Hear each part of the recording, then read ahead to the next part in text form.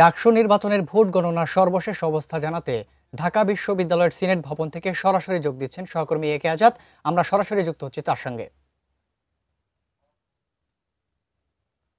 থেকে ঠিক 12 ঘন্টা আগে ঢাকা বিশ্ববিদ্যালয়ের সিনেট ভবনে যারা ডাকসুর ফলাফল জানবার জন্য বা শুনবার জন্য এসেছিলেন তাদের অনেকের মধ্যেই এখন বলা যায় যে ঘুম পেয়ে গেছে ফলাফলের জন্য অধীর আগ্রহে অপেক্ষা করতে করতে। এর মধ্যে আমার হাতে জিয়া হলের ফলাফল এসে পৌঁছেছে। সেই হলের ভিপি পদে সাদিক কায়েম তিনি 674 ভোট পেয়েছেন। তার নিকটতম প্রতিদ্বন্দ্বী ছাত্রদলের 248, উমামা ফাতিমা 151, শামীম 131 এবং আব্দুল কাদের তিনি 70 ভোট পেয়েছেন। জিএস পদে ফরহাদ 544 ভোট, হামিম 334, মেঘমাল্লার 176 এবং আবু বাকের মজুমদার 72 ভোট পেয়েছেন। এজিএস পদে মহিউদ্দিন খান 577 ভোট ছাত্র শিবির সমর্থিত এবং ছাত্রদল সমর্থিত নিকটতম প্রতিদ্বন্দ্বী তানভীর আল হাদি মায়ের 234 ভোট, আশরাফা খাতুন 28 ভোট পেয়েছেন। একটু বিস্তারিত কথা বলতে চাচ্ছি, সেটা হচ্ছে যে গতকাল সকাল 8টা থেকে বিকেল 4টা পর্যন্ত 8 ঘন্টায় প্রায় 30,000-এরও বেশি ভোটার ডাকসু নির্বাচনে ভোট দিয়েছেন। কেন্দ্রীয় সংসদের 28টি পদে 471 জন যেমনি প্রতিদ্বন্দ্বিতা করেছেন, প্রত্যেকটি হলেরও ঠিক তেমনি 28টি পদে এর মধ্যে প্রার্থীদের ফলাফলগুলো ঘোষণা করা হয়েছে। আরও 2-3টি হল ফলাফল ঘোষণা এখনো পর্যন্ত বাকি রয়েছে, বা সেগুলো চূড়ান্ত ফলাফল এখনো পর্যন্ত না আসার কারণেই মূল যে ডাকসুর কেন্দ্রীয় কমিটিটি, সেই কমিটির ফলাফল ঘোষণা এখনো বাকি রয়েছে। গতকাল দিনভর নানা উত্তেজনা, অভাব, অভিযোগ, সংকট, ভোট গ্রহণের কারচুপি, ব্যালট জালিয়াতি, এরকম নানা বিষয়ের মধ্য দিয়ে ছাত্রদল, ছাত্র শিবির, আবার ছাত্র শিবিরের পাল্টাপাল্টি অভিযোগ, অন্যদিকে বৈষম্য বিরোধী শিক্ষার্থীদের যে জোট রয়েছে তারাও যেমনি এই নির্বাচন নিয়ে প্রশ্ন তুলেছে। কেউ বয়কট করেছেন, কেউ বা ফলাফল প্রত্যাখ্যান করেছেন। এর মধ্যে এরকম বিষয়গুলোর মধ্যে দিয়ে এখনো পর্যন্ত এগিয়ে চলেছে ছাত্র শিবিরের প্রার্থীরা। বিপিজিএস এবং গেজিএস পদে যারা রয়েছেন তারা অন্যান্য নিকটতম প্রতিদ্বন্দ্বীদের চেয়েও বেশ খানিকটা ভোটের যে ফলাফল এর মধ্যে এসছে সেখানে এগিয়ে রয়েছেন। আরএফএল অডিটর, বাঁকা হয় না, ফাঁকা হয় না, আর ভাঙা এক কথায় অসম্ভব। এবং বিভিন্ন হলের যে ফলাফলগুলো এসেছে সেখানে বলাই যায় যে স্পষ্টভাবে তারা ব্যবধানটা অনেক। তবে শিক্ষার্থীদের মধ্যে একটা বিষয় স্পষ্ট, তারা এবারে ডাকসু নির্বাচনের ভোটে এমন একটি বিষয়কে বেছে নিয়েছেন যেটি বলা যায় যে নতুন বার্তা দিচ্ছে তরুণ প্রজন্ম। 24-এর গণ আন্দোলন বা গণ অভ্যুত্থান যেটি বলুন না কেন, সেই গণ অভ্যুত্থানের চেতনাকে ধারণ করে তারা এই ডাকসু নির্বাচনে এরকমটি ভোট দিয়েছেন। অপরদিকে জাতীয় নির্বাচনেও এরকম তরুণ প্রজন্মের প্রভাবটি পড়তে পারে বলে অনেকেই বলছেন।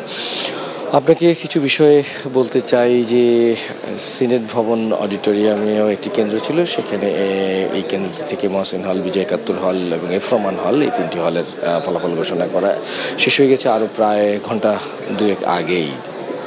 এখন ঢাকা বিশ্ববিদ্যালয় ক্লাব কিংবা আরও 2-1টি হলের যে ফলাফলগুলো বাকি রয়েছে সেগুলো আসলেই সিনেট ভবনের যে টান উত্তেজনা ছিল প্রায় রাত 10টা-11টার দিকে, সেটি এখন অনেকটাই ম্রিয়মান, হয়তো আবার জেগে উঠবে।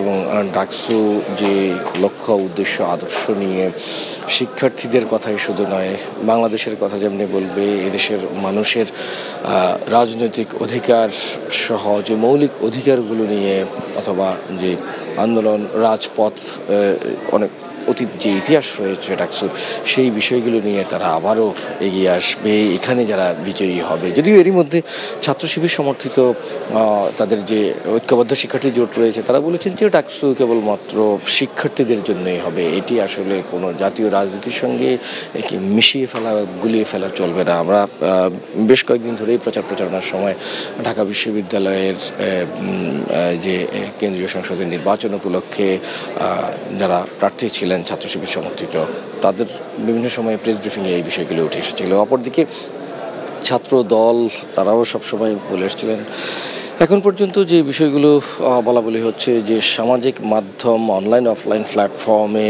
এইবারের নির্বাচনকে ঘিরে যে এক ধরনের কাদা ছড়াছড়ি কিংবা একে অপরের বিরুদ্ধে অভিযোগ, এই বিষয়গুলো আসলে সুষ্ঠু সুন্দর একটি নির্বাচনকে বাধাগ্রস্ত করার ক্ষেত্রে অনেকটাই প্রভাব ফেলেছে। তারপরও চেষ্টা করেছেন বিশ্ববিদ্যালয় শিক্ষক নেটওয়ার্ক, তারা একটি সংবাদ সম্মেলন করেছেন। তারা বলেছেন যে অগ্রহণযোগ্য হয় এরকম এই নির্বাচন হয়নি, ছোটোখাটো কিছু ভুল ত্রুটি ছিল কিংবা আচরণবিধি লঙ্ঘনেরও কিছু অভিযোগ ছিল, সংকট, সীমাবদ্ধতা, জনবল কিংবা লজিস্টিক সাপোর্টেরও এই ক্ষেত্রে দেখা যায় যে ছিল।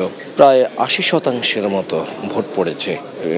যারা অবজারভেশন করেছেন বিশ্ববিদ্যালয় শিক্ষক নেটওয়ার্ক নানা সমালোচনা করেছেন এই নির্বাচনকে নিয়ে, তারপরেও তারা বেশ কিছু ইতিবাচক ভূমিকা কথা বলেছেন যে এইবারের নির্বাচন থেকে ভবিষ্যতে ডাকসু নির্বাচনগুলো যাতে আরও যুগোপযোগী, আধুনিক এবং আরও প্রযুক্তিসম্মত এবং সুষ্ঠু সুন্দরভাবে করা যায়, এখানকার অভিজ্ঞতাগুলো যাতে তারা বিশ্ববিদ্যালয়ে যারা প্রশাসন রয়েছেন, কর্তৃপক্ষ রয়েছেন, নির্বাচন কমিশন রয়েছেন, তারা যাতে এই বিষয়গুলোতে এগিয়ে আসতে পারেন সেই বিষয়গুলোর কথা তারা বলেছেন।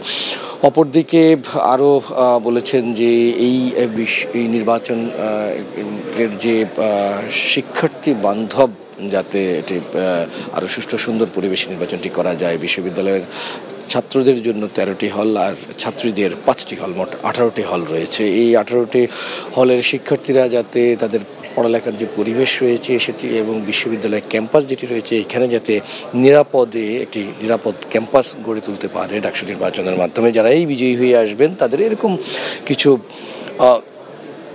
বলা যায় যে প্রতিশ্রুতি ছিল, নির্বাচনী ইশতেহার ছিল এরকম যে শুধু নিরাপদ ক্যাম্পাসই নয়, একটি উন্নত প্রযুক্তি বান্ধব এবং শিক্ষার্থী বান্ধব ক্যাম্পাস যাতে তারা গড়ে তুলতে পারেন সেরকমটি বলা যায় যে তারা তাদের প্রতিশ্রুতিশীল বা প্রতিশ্রুতি ইশতেহার শিক্ষার্থীদের কাছে, ভোটারদের কাছে নিয়ে গিয়েছিলেন। এবং শুধু প্রতিশ্রুতির মধ্যেই সীমাবদ্ধ নয়, এর মধ্যে এরকম অনেক প্রার্থীকে তারা বেছে নিয়েছেন বা যোগ্য মনে করেছেন, বিজয়ী করেছেন, নির্বাচিত করেছেন এই ভেবে যে যারা এই নির্বাচনে তাদের আসার আগেই গত 1-2 বছরের মধ্যে বিভিন্নভাবে তারা শিক্ষার্থীদের জন্য অবদান রেখেছেন, নানাভাবে শিক্ষার্থীদের ক্ষেত্রে, শিক্ষার্থীদের মানে ফ্রুটফুল করার ক্ষেত্রে, তাদেরকে কর্মী বান্ধব করার ক্ষেত্রে কিংবা শিক্ষার্থী বান্ধব করার ক্ষেত্রে তাদের মধ্যে যে বিষয়গুলো যাতে শিক্ষার্থী ভবিষ্যতে তারা তাদের নেতৃত্ব বাছাই করে নিতে পারে, এরকম অনেকেই এগিয়ে এসেছিলেন আর তাদেরকেই তারা বিজয়ী করেছেন। এখনকার মতো এই ছিল আমার কাছে সবশেষ।